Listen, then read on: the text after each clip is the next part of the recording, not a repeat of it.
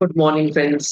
GST platform के YouTube channel में आप सभी का स्वागत है। जी हाँ फ्रेंड्स, 11 जुलाई 2024 से जीएसटी के अंदर 51 नए चेंजेस, जी हाँ फ्रेंड्स सही सुना आपने, 51 नए चेंजेस जो है वो नोटिफाई कर दिए गए हैं। चार नोटिफिकेशंस इशू करी गई हैं। नोटिफिकेशन नंबर 12, 13, 14 और 15। इन चार नोटिफिकेशंस में कुल 51 न्यू चेंजेस जो हैं वो अब यहाँ पर आपके जीएसटी रूल्स के थ्रू अमेंड किए गए हैं। अभी जीएसटी का एक्ट अमेंड होना बाकी है, जो 23 जुलाई को फाइनेंस बजट के थ्रू होगा। तो उसके बाद फिर नोटिफिकेशंस आएंगी, ये तय है। फिर सर्कुलर्स आएंगे। लेकिन आइए देखते हैं कि अब जो ये सर्कुलर के बाद जो ये नोटिफिकेशंस का अंबार लगा है चेंजेस का, इसमें क्या क्या चेंज इन्होंने करा है। डिटेल्ड एनालिसिस के लिए जुड़े रहिएगा इस चैनल के साथ। जीएसटी प्लेटफॉर्म को फॉलो कर लीजिएगा नोटिफिकेशन बेल के साथ, क्योंकि अब आने वाले समय में एक एक रूल का आपको कंप्लीट एनालिसिस जो है वो दिया जाएगा। और अगर आप डिटेल में इन चीजों को समझना चाहते हैं पूरी बारीकी से, तो आप हमारा जीएसटी का फुल कोर्स जो है वो भी ज्वाइन कर सकते हैं। कॉन्टैक्ट नंबर्स आपको दिए गए हैं, उन नंबर्स पे कॉल या व्हाट्सएप। अब यहाँ पर मैंने आपके सामने ओपन कर लिया है नोटिफिकेशन नंबर 12/2024, जो कि सबसे बड़ा नोटिफिकेशन है, क्योंकि ये है सीजीएसटी अमेंडमेंट रूल 2024। 2024 का पहला अमेंडमेंट रूल जो है वो आया है, और इसमें लगभग 50 चेंजेस हैं। To be very very specific, 48 changes इस एक नोटिफिकेशन में किया गया है। सबसे पहला चेंज क्या है? सबसे पहला चेंज जो किया गया है वो किया गया है आपको रजिस्ट्रेशन के अंदर। जी हाँ फ्रेंड्स, जो रजिस्ट्रेशन का हमारा रूल 8 होता है, रूल 8 क्या कहता है कि भाई आपका रजिस्ट्रेशन जो है वो हम आपको देंगे, लेकिन उसके लिए हम कुछ प्रोसीजर्स बताएंगे। जैसे अगर आप आधार ऑथेंटिकेशन कर लेते हैं तो क्या प्रोसीजर होगा, अगर आप आधार ऑथेंटिकेशन नहीं करेंगे तो क्या होगा। तो यहाँ पर जो अब चेंज कर दिया गया है वो ये लिख दिया है इन्होंने कि अगर आप आधार ऑथेंटिकेशन का ऑप्शन नहीं लेंगे, अगर आप आधार ऑथेंटिकेशन ऑप्ट नहीं करेंगे, तो अभी जो है आपका एप्लीकेशन तो सबमिट हो जाता है, एआरएन तो आ जाता है, उसके बाद फिजिकल वेरिफिकेशन होता है। ठीक, एप्लीकेशन सबमिट हो गया, फिजिकल वेरिफिकेशन अब होगा। अब यहां पर जो चेंज हो गया कि भैया आपका एप्लीकेशन ही सबमिट नहीं होगा। आपका एप्लीकेशन तब सबमिट होगा जब आप फिजिकली अपना फोटोग्राफ दे आएंगे जा करके जीएसटी के सुविधा केंद्र में, अपने ओरिजिनल डॉक्यूमेंट्स वेरीफाई करवाएंगे। तो ये जो वेरिफिकेशन है ये एप्लीकेशन को सबमिट करने से पहले है। एप्लीकेशन सबमिट करने के बाद साइट वेरिफिकेशन वो तो होगा ही होगा। तो बीच में एक और डिटरेंट अब आपके लिए आ चुका है। तो आधार ऑथेंटिकेशन अगर आप नहीं करेंगे तो आपका एप्लीकेशन बिना वेरिफिकेशन के सबमिट नहीं होगा। आगे चलिए, अब आइए दूसरे जो हमारा चेंज हुआ है रूल 21 के अंदर। अब जितने चेंजेस है ना इसमें बेसिकली जहां जहां जीएसटीआर 1 का जिक्र है वहां वहां जीएसटीआर 1A, जी हाँ फ्रेंड्स, जीएसटीआर 1A नोटिफाई हो चुका है इसी नोटिफिकेशन के अंदर। तो अब जैसे रूल 21 के अंदर एक क्लॉज है, रूल 21 किस चीज का है भाई? रूल 21 है कि आपका जीएसटी रजिस्ट्रेशन कैंसिल कब हो सकता है। उसके अंदर एक केस है जहां आपका रजिस्ट्रेशन कैंसिल हो सकता है। वो कौन सा? वो ये है कि आपने जीएसटीआर 1 में डाल दिया है 1 लाख, 3B में डाला है 50,000। तो डिफरेंस है ना, 1 में ज्यादा है 3B में कम है। तो नंबर कैंसिलेशन का ऑप्शन है ऑफिसर्स के पास। तो अब वहां पर 1 के साथ साथ 1A लिख दिया जाएगा, क्योंकि हो सकता है 1 में नहीं डाला आपने, उसके बाद 1A में डाल दिया। तो वो चीज अब यहाँ पर रूल 21 में ऐड करके दे दी गई है। इसके बाद अगर बात करें तो हमारे पास रूल 21A सब रूल 2A में फिर अमेंडमेंट आ गई है। अब ये अमेंडमेंट क्या है? एक तो पहली अमेंडमेंट यही है भैया, ये क्या है 21A 2A, ये है जीएसटी पोर्टल। जो हमारा जीएसटी पोर्टल है वो आपके नंबर को सस्पेंड करेगा, नोटिस फॉर कैंसिलेशन जो है वो देता है, जहां पर automatic system based note cancellation होता है। तो वहां पर क्या इन्होंने बोल दिया है कि 1 और 1A का जो है मैटर वो तो है ही है, लेकिन उसके साथ साथ एक इंपॉर्टेंट क्लॉज जो है वो ये ऐड कर दिया गया है कि भाई अब आपने अगर मान लो कि आपका जीएसटी रजिस्ट्रेशन कैंसिल हो गया था, ये 21 के अंदर चेंज भी हुआ है कि मान लीजिए आपका रजिस्ट्रेशन कैंसिल हो गया। अब नियम ये है कि जैसे ही नंबर कैंसिल होता है आप रिटर्न नहीं फाइल कर सकते। मान लेते हैं 3-4 महीने की रिटर्न आपकी पेंडिंग हो गई, आपका नंबर चालू हुआ 3-4 महीने के बाद। अब रूल तो ये है कि 3-4 महीने के बाद जैसे नंबर चालू हुआ तो पेंडिंग रिटर्न्स आप 30 दिन के अंदर भर। अब यहां पर इन्होंने बोल दिया कि अगर वो पेंडिंग रिटर्न्स आपने 30 दिन के अंदर नहीं भरा, नंबर फिर से कैंसिल हो जाएगा। तो ये एक नया क्लॉज जो है, क्लॉज जीए रूल 21 में ऐड किया गया। 21A के अंदर वही GSTR 1 के साथ साथ 1A का पार्लेंस जो है वो उन्होंने दे दिया है। आगे चलते हैं। आगे इन्होंने रूल 28 के अंदर वैल्यूएशन से रिलेटेड जो रूल्स है, जहां पर रिलेटेड पार्टी ट्रांजैक्शंस और वो इंडिया के बाहर की है, तो उसको लेकर के क्लैरिफिकेशन किया है, कॉर्पोरेट गारंटीज के लिए क्लैरिफिकेशन करी है, जो इन्होंने जीएसटी काउंसिल के प्रेस रिलीज में बोली। आगे यहाँ पर जो सबसे इंपॉर्टेंट है वो है रूल 36 सब रूल 4 के अंदर। जी हाँ फ्रेंड्स, रूल 36 सब रूल 4 किस चीज की बात करता है कि आप जो अपनी GSTR 2B की रिटर्न भरते हैं, उस GSTR 2B की रिटर्न भरते तो नहीं, 2B जो ऑटो पॉपुलेट होता है वो on the basis of GSTR 1 हुआ करता था। अब उसमें GSTR 1A का डेटा भी आएगा। इसमें बहुत बड़ा गेम करा है वो हम लोग, और अगली वीडियो में जब डिटेल में आएंगे तो बताऊंगा मैं आपको क्या गेम इन्होंने करा। ऐसा नहीं है कि आपने GSTR 1 भर दिया और GSTR 1A में अमेंड कर दिया तो सामने वाले का 2B जो है उसी महीने का चेंज होगा, नहीं भाई, वो अगले महीने का चेंज होगा। बड़ा ही खतरनाक गेम है। बाकी और GSTR 1A में क्या क्या हुआ है वो देख। उसके बाद हमारे पास रूल 37A है, जो ये कहता है कि आईटीसी जो है आपको रिवर्स करना है अगर आपके सप्लायर ने अप्रोप्रिएट टैक्स जमा नहीं किया है अगले साल के सितंबर महीने तक।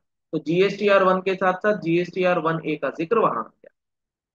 इसके बाद इन्होंने चेंज किया है रूल 39 में, जिसमें इनपुट सर्विस डिस्ट्रीब्यूटर की बात करी गई है। ये पूरा मैकेनिज्म जो है पहले एक्ट में लिखा गया था, अब इन्होंने रूल में लिख दिया है, क्योंकि एक्ट में इन्होंने लिख दिया है कि एज में बी प्रेस्क्राइब। तो इसमें कोई बहुत ज्यादा चेंज नहीं है। इसकी डिटेल्ड वीडियो हम लोग लेकर के आएंगे, लेकिन इसमें वही है कि इनपुट सर्विस डिस्ट्रीब्यूटर जो पहले सेक्शन 20 के अंदर प्रोसेस दिया गया था, उसको अब रूल में इनकॉर्पोरेट किया गया। आगे अगर चलते हैं तो हमारे पास जो अगला रूल चेंज हुआ है वो हुआ है रूल नंबर 40 के अंदर, जहां पर 1 के साथ 1A, 48 में 1 के साथ 1A, रूल 59 में। जी हाँ फ्रेंड्स, जो GSTR 1 का रूल है वो रूल 59 है, सेक्शन 37 रूल 59। उसके अंदर प्रोवाइजो ऐड कर दिया गया है, जिसमें यह बता दिया गया है कि अगर आप अपनी GSTR 1 की डिटेल्स जो हैं वो फाइल कर दे रहे हैं for a tax period, but before filing of 3B for the said tax period, यानी कि मान लीजिए जून महीने की ही बात करें तो जून 24 की GSTR 1 आज जानी है मंथली के लिए 11 जुलाई।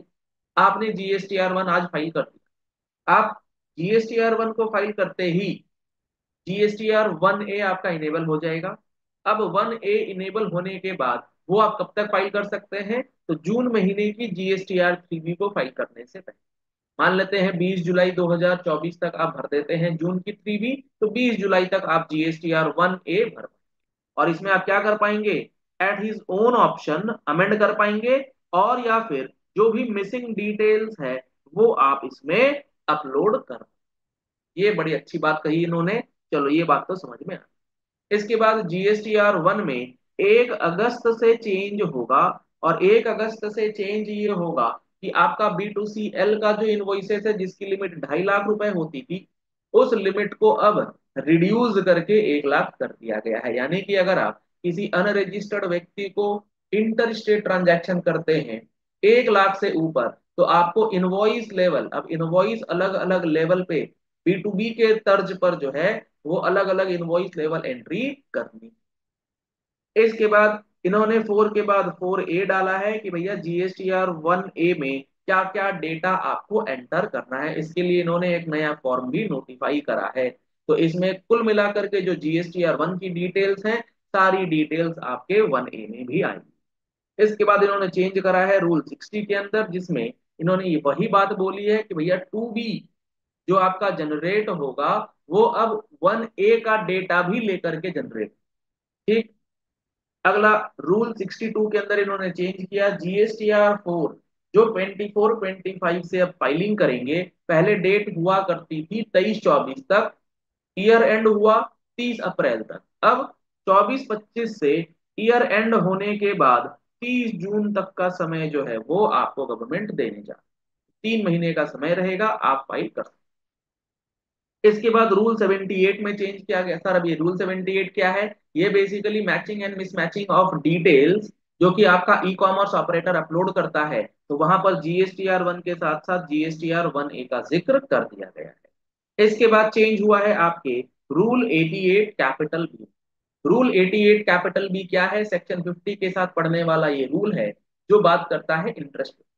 अब इंटरेस्ट पेमेंट में जो आप सबको पता भी होगा कि आपने अगर कैश लेजर में पैसा जमा कर दिया था, तो कैश लेजर का पैसा अगर आपके रिटर्न फाइलिंग की ड्यू डेट से पहले अकाउंट में पड़ा है आपके कैश लेजर में, और वो डेबिट हो रहा है रिटर्न फाइलिंग की ड्यू डेट के बाद, तो उस अमाउंट के एक्सटेंट तक इंटरेस्ट कैलकुलेशन नहीं किया जाएगा, इंटरेस्ट आपको भरने की जरूरत नहीं। इसके बाद रूल 88C में जहां पर 1 और 3B का मिसमैच आता है, तो 1 के साथ साथ 1A का जो रिलेशन है वो इन्होंने बैठा दिया। रूल 89 के अंदर बेसिकली रिफंड के ये प्रोविजंस हैं, जिसमें इन्होंने ये बोला है कि भैया तुमने एक्सपोर्ट कर दिया था, अब एक्सपोर्ट करने के बाद तुमने $1 लाख का सौदा किया था वो आ गया, लेकिन एक्सपोर्ट होने के बाद पैसा मिलने के बाद अब $1 लाख जो है उसमें $20,000 की अपवर्ड रिवीजन हो गई है। तो अपवर्ड रिवीजन की वजह से आपने डेबिट नोट दिया है, टैक्स वगैरह पे किया है, तो उसका रिफंड कैसे मिलेगा? उसके लिए इन्होंने मैकेनिज्म बता दिया है कि अब आपको उस अपवर्ड रिवीजन के अमाउंट का रिफंड जो है वो भी गवर्नमेंट देगी एज पर रूल 89। इसके लिए स्टेटमेंट 9 बी जो है वो आपको नोटिफाई करके दिए गए हैं, जिसमें आपको details of upward revisions and and taxes paid in relation to such upward revisions as well as the remittances जो पैसा आपको मिल चुका है अपवर्ड रिमिटेंस की वजह से, वो सारी जानकारी आप देंगे, आपका पैसा रिफंड आपको कर दिया जाएगा। तो ये सारी बातें हम लोग अपने GST के फुल कोर्स के अंदर जो अभी हमारा करंट बैच चल रहा है उसमें भी डिस्कस करेंगे, क्योंकि ये सारी चीजें जो है बीच में आ चुकी। तो बड़ा ही मजेदार होने वाला है अब आने वाले जो सेशंस होंगे। आगे अगर बात करें तो रूल 95 के बाद रूल 95B अब नोटिफाई कर दिया गया है, जहां पर CSD कैंटीन्स को रिफंड अलाउ किया गया है। बेसिकली इसके लिए ना पहले सेपरेट रूल नहीं था, तो ये सेक्शन 55 के साथ रूल 95 में ही बता दिया जाता था कि हाँ यहाँ से आप RFD 10A भर लीजिए। अब इन्होंने स्पेसिफिक रूल दे दिया है, ये अच्छा करा इन्होंने कि भैया क्लैरिफिकेशन आ गई है, पता तो था ये होना है, लेकिन अब इन्होंने ये चीज नोटिफाई करके separate rule 95B for specific canteen stores department जो कि मिनिस्ट्री ऑफ डिफेंसेस के अंदर चलती है उनको दे दिया। अब आगे की बात करें तो रूल 96 में इन्होंने वही चेंज किया कि भैया रूल 96 क्या होता है? Automatic IGST refund route. आपका क्या है, पैसा ऑटोमेटिकली बैंक में आ जाता है, तो वो GSTR 1 के साथ साथ अब GSTR 1 के डेटा को भी कैप्चर करके आइस गेट पोर्टल पे डेटा ट्रांसमिट करेगा और उसके बाद रिफंड जो है वो प्रोसेस कर दिया जाएगा। तो बहुत ही इंटरेस्टिंग चीजें जो हैं वो करी गई हैं। तो आपका ये जो अमेंडमेंट है ये बहुत ही शानदार रूप से आपको देखने को मिलता है। इसके बाद रूल 96 कैपिटल ए है। सर ये क्या है? अब रूल 96 कैपिटल ए बेसिकली बात करता है कि आप जो एक्सपोर्ट करते हैं विदाउट पेमेंट ऑफ टैक्स, उसमें letter of undertaking and bond की बात होती है, बॉन्ड और एलयूटिया भरते हैं, उसी का प्रोविजन है रूल 96 कैपिटल। इसके अंदर एक प्रोविजन है कि अगर आपने लेटर ऑफ अंडरटेकिंग या बॉन्ड के अंदर पेमेंट किया है या एक्सपोर्ट किया है, तो उसमें एक्सपोर्ट ऑफ सर्विसेज के लिए कहा जाता है कि 15 दिन, जी हाँ फ्रेंड्स, जो 15 दिन का समय है after the expiry of 1 year, मतलब ये आपने एक्सपोर्ट कर दी सर्विस की, आज सर्विस एक्सपोर्ट कर रहे हैं 11 जुलाई को, तो अब एक्सपोर्ट ऑफ सर्विस कब माना जाता है? एक्सपोर्ट ऑफ सर्विस तब माना जाता है जब आपका पैसा आपको मिल जाए। जब तक आपने पैसा रिसीव नहीं किया है तब तक आपका एक्सपोर्ट जो है वो माना नहीं जाएगा। तो अब लेटर ऑफ अंडरटेकिंग यही बात कहता था कि भैया आपका टाइम ऑफ सप्लाई हम कुछ दिन के लिए डेफर कर रहे हैं, तो यहां पर अब after the expiry of 1 year, 1 साल के बाद 15 दिन तक आप उस पैसे को मंगा सकते हैं, या फिर अगर फेमा में अगर कोई टाइम पीरियड दिया गया है तो उस टाइम पीरियड तक भी आप मंगा सकते हैं। दोनों में से जो लेटर डेट होगी, फैमा का टाइम पीरियड या 1 साल, जो लेटर डेट होगी उस डेट से 15 दिन के अंदर जो है वो आपको लेटर ऑफ अंडरटेकिंग और बॉन्ड का जो कंडीशन है उसको फुलफिल करते हुए पैसा जो है ले आना है। नहीं तो वो रिफंड आपको वापस करना पड़ेगा और उसके बाद आगे की कार्रवाई जो होगी वो लिखी जाएगी। ये चीजें आपको तब समझ में आएंगी जब आपको रूल 96A का बेस जो है वो पता हो। आगे इन्होंने चेंज करा है रूल 110 में, बेसिकली एपेलेट ट्रिब्यूनल के फॉर्म्स, एपेलेट ट्रिब्यूनल के जो प्रोसीजर्स हैं वो इन्होंने नोटिफाई करे हैं कि ट्रिब्यूनल में आप APL 05 के अंदर फाइल करेंगे, क्रॉस ऑब्जेक्शन APL 06 में होगा वगैरह। तो ये चीजें ट्रिब्यूनल से रिलेटेड जो हैं वो अब धीरे धीरे आपको एक पिक्चर के रूप में दिखाई दे रही है, जिसमें ट्रिब्यूनल के पास आप किस तरीके से अपना एप्लीकेशन जो है वो लेकर के जाएं। इसके बाद ई वे बिल के अंदर इन्होंने चेंज किया रूल 138। 138 में क्या चेंज करा भाई, इन्होंने बोला है कि अगर तुम अनरजिस्टर्ड पर्सन हो तो तुम्हारे पास ऑप्शन है कि तुम ई वे बिल चाहो तो निकाल लो, लेकिन निकालें तो निकालें कैसे। वहां पर अब इनको एनरोलमेंट कराना होगा। अगर किसी अनरजिस्टर्ड व्यक्ति को ई वे बिल ऑप्शनल निकालना है और वो एनरोलमेंट होगा ENR 03। रजिस्ट्रेशन नहीं है, ये ENR है, एनरोलमेंट है। पैन नंबर दीजिए, एनरोलमेंट नंबर ले जाइए। इसके बाद चेंज हुआ है रूल 142 के अंदर। जी हाँ फ्रेंड्स, रूल 142 के अंदर बहुत सारे चेंजेस हैं। इसमें इन्होंने DRC 03 के साथ बड़ा ही एक अजीब सा गेम कर दिया है। अजीब सा क्या, अच्छा ही गेम करा है कि आपका डिमांड ऑर्डर आ गया था, आपने डिमांड ऑर्डर के सामने क्या किया, DRC 03 से पे कर दिया। अब डिमांड तो खत्म होगा नहीं DRC 03 से, तो अब उसको लिंक कर दिया गया है। अगर आपका DRC 3 हो चुका है डिमांड ऑर्डर आने के बाद भी, तो आपको एक डिक्लेरेशन देनी है, तो आपका वो पैसा डिमांड के साथ एडजस्ट कर दिया जाएगा। अगली बात करें अगर, तो यहाँ पर रूल 163 में चेंज किया गया है, जहां पर GSTR 1 के साथ साथ 1A की बात करी गई। अब फॉर्म्स नोटिफाई किए गए, तो आप देख रहे हैं ENR 2 के बाद ENR 03 एक नया फॉर्म आया है। उसके बाद जो ENR 3 है उसके बाद आया हमारे पास GSTR 1A। तो ये जो फॉर्म्स हैं ये नोटिफाई कर दिए गए हैं। इसके अंदर सारी बातें आपको दे दी गई हैं कि किस तरीके से आपका GSTR 1A जो है वो फाइलिंग होना है। आपको मैं इसमें सबसे इंपॉर्टेंट काम की बात अगर बताऊं, तो यहाँ पर देखिए कितना गजब का ये फॉर्म आया। ये देखो भाई, इसका पॉइंट नंबर 4, ये जो GSTR 1A का पॉइंट नंबर 4 है, पढ़ो इसको क्या लिखा है। Amendment of a document which is related to the change of recipient GSTN shall not be allowed in 1। मतलब आपने जून महीने की GSTR 1 डाल दी, आपको GST नंबर डालना था A का, आपने GST नंबर डाल दिया B का और आपने GSTR 1 सबमिट कर दिया। आपको पता लगा बाद में, पार्टी का फोन आया, भैया दिख नहीं रहा। तुमने क्या करा, सोचा कि GSTR 1A में अमेंड कर देंगे, नहीं कर पाओगे, क्योंकि चेंज जो है वो किससे रिलेटेड है, वो रिलेटेड है GSTN नंबर से। तो उससे रिलेटेड चेंज 1A अलाउ नहीं करेगा। सर क्या होगा, GSTR 1 अगले महीने की अमेंड करो ना।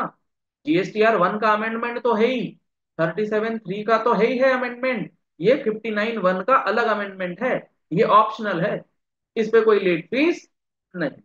चलिए अब आगे चलते हैं।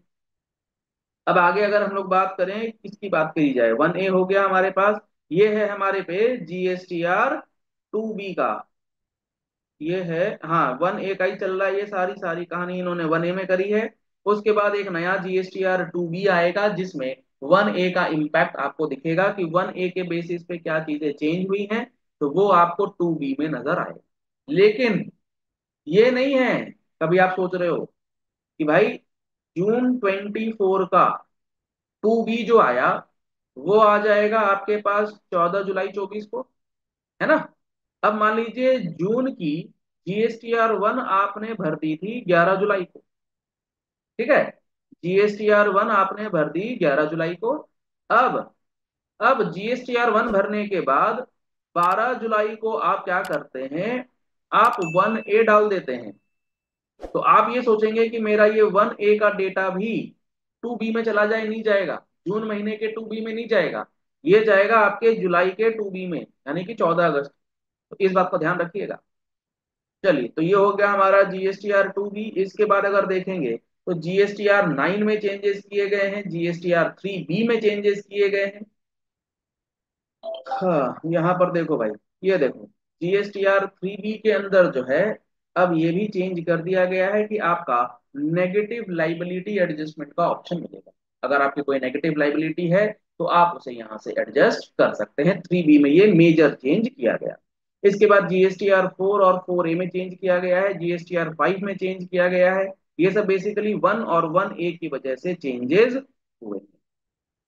GSTR 7 में मेजर चेंज किया गया है कि आपका अब इनवॉइस लेवल जो है जीएसटीआर 7 जो है वो दिखेगा, जिससे आपके TDS का रिकंसिलेशन आसानी से और इजीली हो पाएगा। GSTR 8 में भी चेंजेस कर दिए गए हैं, जिसमें ई कॉमर्स ऑपरेटर रजिस्टर्ड और अनरजिस्टर्ड के लिए सेपरेट कॉलम दे दिए गए हैं। GSTR 9, इसके लिए एक सेपरेट नोटिफिकेशन भी आ गया है कि 2 करोड़ से नीचे वालों को GSTR 9 भरने की जरूरत नहीं।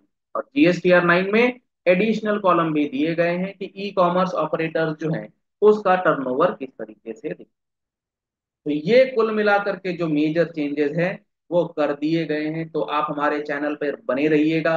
आने वाले समय में बहुत सारी इंपॉर्टेंट वीडियोस जो हैं वो आपको देखने को मिलेंगी। तो नोटिफिकेशन बेल के साथ फॉलो बटन, सब्सक्राइब बटन दबा दीजिएगा। अगर आपको ये वीडियो पसंद आई है तो इस वीडियो को लाइक और शेयर करना मत भूलिएगा, ताकि मैक्सिमम लोगों तक ये जो 51 चेंजेस हैं उसका इम्पैक्ट समझ में आ जाए। और GST का फुल कोर्स जरूर ले लीजिएगा, ऐसी इंपॉर्टेंट डिस्कशन वहां पर डिटेल्ड एनालिसिस के साथ करी जाती है। कॉन्टैक्ट नंबर्स आपको स्क्रीन पर दिए गए हैं, आप उन नंबर्स पे कॉल कर सकते हैं, व्हाट्सएप कर सकते हैं और जानकारी ले सकते हैं। Thank you.